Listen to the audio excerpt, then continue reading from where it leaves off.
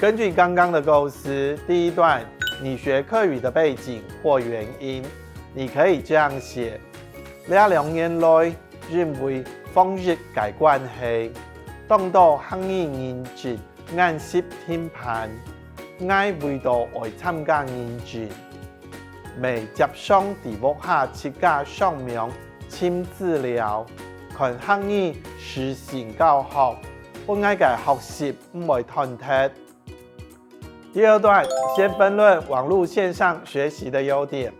我們就要提出線上學客語有什麼優點，比如說線上學客語當西行，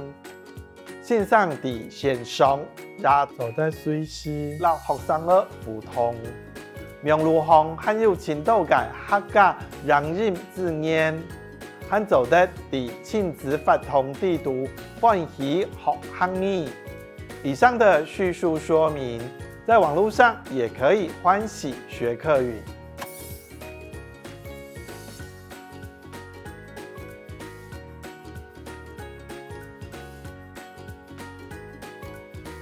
第三段說完網絡上的學習，我們再分論上實體課程的優點。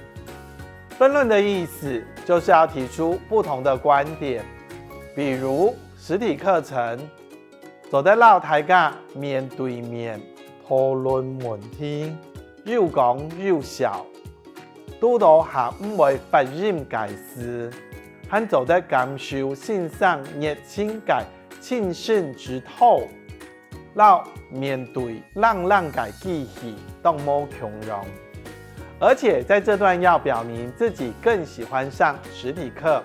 呼應題目說明的要求。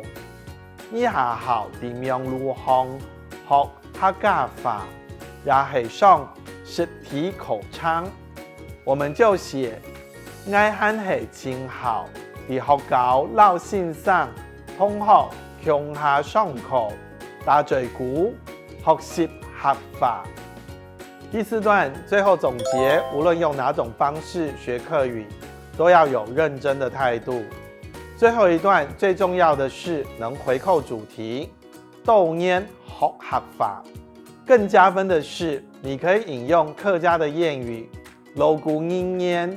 歇後語、四福法。所以我們可以這樣寫：客家鑼鼓應驗講，